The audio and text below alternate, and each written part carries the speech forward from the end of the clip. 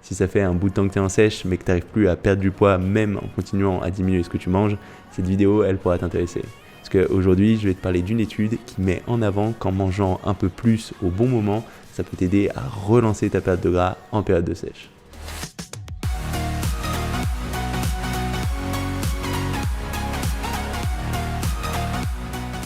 Salut, ici Nico et dans la vidéo d'aujourd'hui, on va parler de sèche et on va voir plus particulièrement une étude qui nous montre que dans certains cas, manger plus, ça peut t'aider à relancer ta perte de gras.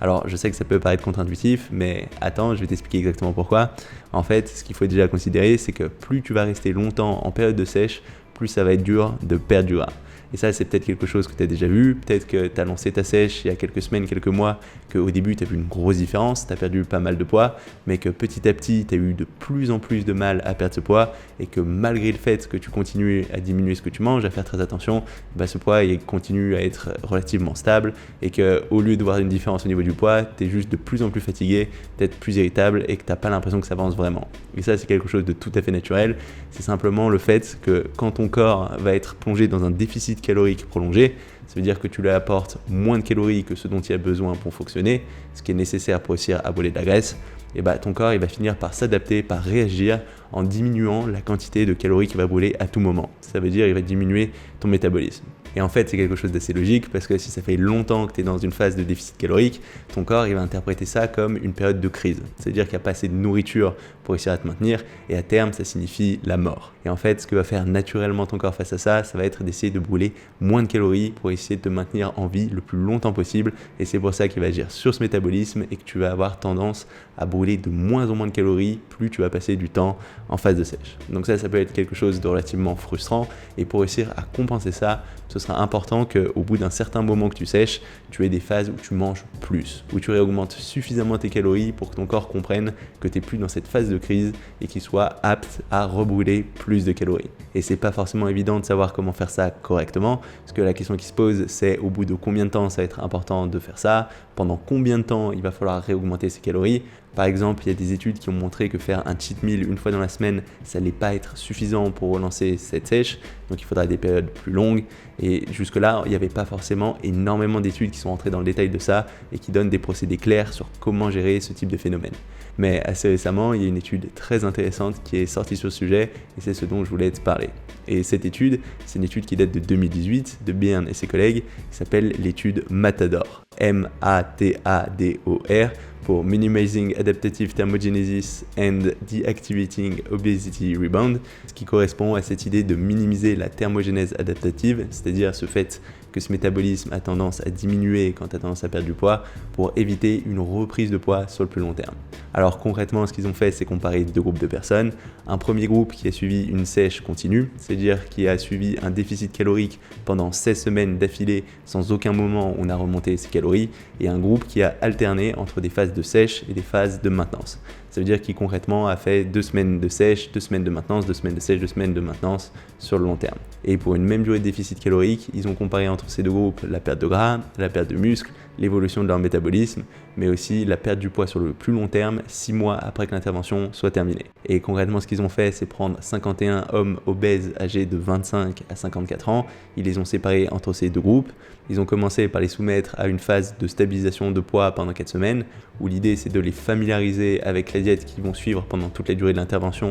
et d'être sûr qu'ils commencent avec un poids suffisamment stable. Une fois qu'ils ont mis ça en place, que leur poids est stabilisé, ils ont lancé donc la période d'intervention qui correspond à 16 semaines de déficit calorique pendant lesquelles ils ont reçu seulement 60% de leur apport calorique de maintenance. Ça veut dire qu'ils ont créé un déficit calorique correspondant à 33% de l'apport calorique qu'ils ont habituellement besoin pour réussir à maintenir leur poids. Et dans le cas du groupe qui sèche de façon continue, ils ont enchaîné ces 16 semaines de déficit à la suite, alors que dans le cas du groupe qui faisait ça par intervalle, ils ont enchaîné 2 semaines de sèche avec 2 semaines de retour à leur calories de maintenance, puis avec 2 semaines de sèche et ainsi de suite jusqu'à avoir les 16 semaines de déficit calorique au total. Donc en comptant les semaines de maintenance entre ces 2 semaines de sèche, ça fait un total de 30 semaines sur l'intervention. Donc le groupe qui séchait en continu a séché pendant 16 semaines et c'était toute la durée de l'intervention, alors que le groupe qui séchait par intervalle, au total, ils ont eu une intervention de 30 semaines. Et après ces 2 phases d'intervention,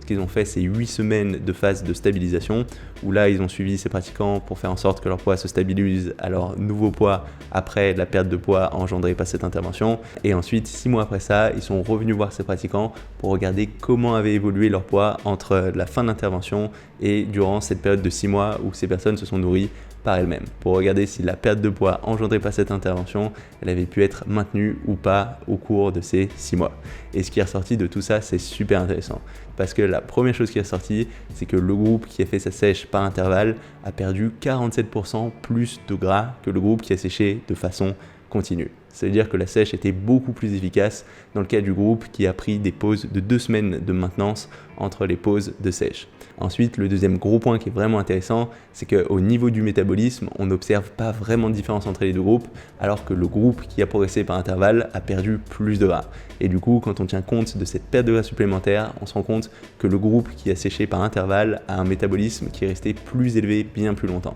Donc c'est important de rapporter l'évolution de ce métabolisme à la perte de poids associée. Aussi, au niveau de l'évolution de la masse musculaire, il n'y a pas de différence significative entre les deux groupes avec une diminution de cette masse musculaire relativement restreinte. Après, ce que j'ai trouvé très intéressant aussi, c'est les résultats 6 mois après l'intervention. Parce que les deux groupes ont repris du gras au bout de ces 6 mois, mais le groupe qui a séché de façon continue a pris sensiblement plus de poids que le groupe qui s'est entraîné par intervalle. Parce que ce groupe qui s'est entraîné avec une sèche continue a repris 6 kg, alors que le groupe qui s'est entraîné par intervalle a seulement repris 3,5 kg. Ce qui fait qu'au total, suite à l'intervention plus 6 mois, le groupe qui a séché de façon continue a perdu au total 3 kg, alors que le groupe qui a séché par intervalle a perdu au total 11 kg. Donc ça fait une différence vraiment énorme. Ensuite, ce que je voulais voir avec toi, c'est certains points assez intéressants et quelques nuances à apporter. La première chose, c'est que ces pratiquants, c'est des pratiquants obèses et sédentaires, donc c'est tout à fait possible que ces résultats soient un peu différents si tu es quelqu'un qui a juste un peu de gras à perdre et que tu t'entraînes régulièrement en musculation. Après, un autre point qui est intéressant de noter, qui est une des forces de cette étude, mais aussi potentiellement une de ses limites, c'est le fait que cette étude elle était strictement encadrée. Parce que l'intégralité des 3 grands repas de la journée était directement livrée à tous les participants et que même les quelques collations supplémentaires flexibles entre ces repas étaient suivies de près par des diététiciens. Donc du coup, ça permet d'avoir des retours très clairs sur les quantités de calories nécessaires et mises en jeu dans cette étude. Donc ça veut dire aussi que pour reproduire quelque chose de similaire, ce ne sera pas forcément évident d'avoir quelque chose d'aussi strict et d'être sûr d'avoir les bonnes quantités de calories au bon moment. Et ça aussi, c'est souligné par les auteurs qui expliquent que bien souvent, quand les personnes font des pauses entre leur période de sèche, ils ont tendance à pas forcément contrôler ce qu'ils mangent et à compenser la phase de sèche en mangeant beaucoup plus que la phase de maintenance, auquel cas ils auront tendance à reprendre du poids au lieu de maintenir leur poids stable. Parce qu'une chose très notable dans cette étude, c'est que le groupe qui sèche par intervalle, il n'a pas du tout repris de poids pendant toutes les phases de maintien. Donc non seulement ils ont séché plus vite pendant les phases de déficit calorique, mais en plus ils n'ont même pas repris de poids pendant la phase de maintenance. Mais ce qu'il faut aussi regarder, c'est que, attention, le groupe qui s'est entraîné par intervalle, au total, il a passé quand même 30 semaines plutôt que les 16 semaines enchaînées. Donc ce que tu es peut-être en train de te dire, c'est que c'est bien beau tout ça, que pour la même durée de déficit calorique, tu sèches plus quand tu fais ces pauses, mais toi ce qui t'intéresse, c'est sécher le plus vite possible, et du coup, au total, c'est quand même plus rapide de sécher de façon continue, parce que ça a pris presque 2 fois plus de temps dans le cadre de la sèche avec intervalle, donc 100% de temps en plus, pour seulement 50% de résultats en plus. Mais en fait, ce qu'il faut tenir compte, c'est vraiment l'effet long terme, parce que comme on l'a vu, le groupe qui a réussi à maintenir au mieux cette perte de gras, c'est le groupe qui a procédé par intervalle. Et ça peut venir d'un certain nombre de raisons. Peut-être le fait que ce métabolisme plus élevé sur le long terme, ça fait une grosse différence. Peut-être aussi le fait que mentalement, c'est beaucoup plus facile à gérer quand il y a ces phases de maintenance. En tout cas, si ton objectif il est plus long terme, il semble que prendre ces intervalles, c'est mieux. Par contre, si toi aujourd'hui tu décides de sécher parce que dans 3 semaines tu vas avoir un photoshoot ou que tu vas être bien pour un mariage ou la plage et que ça va arriver très vite, là il sera peut-être intéressant d'enchaîner cette sèche de façon continue sans prendre de pause. Mais globalement, ce que met en avant cette étude, c'est que si tu veux réussir à perdre du gras et à maintenir cette perte de gras sur le long terme, ce sera important d'avoir ces phases de maintenance. Après, une autre nuance, c'est est-ce que c'est vraiment optimal d'enchaîner 2 semaines de sèche avec 2 semaines de maintenance? Parce que dans cette étude, ça a été choisi de façon un peu arbitraire d'enchaîner ces 2 semaines de sèche avec ces 2 semaines de maintenance. Mais il y a d'autres experts comme Eric Helm qui conseillent d'enchaîner 4 semaines de sèche avec 2 semaines de maintenance. Donc moi, ce que je retiens de tout ça, c'est que si ça fait longtemps que tu sèches, ce sera important à des moments de remettre ces phases de maintenance et d'avoir des phases suffisamment longues. Je pense que cette période de 2 semaines, c'est un bon repère. Après, quant à savoir quel est le moment où c'est important de les mettre en place,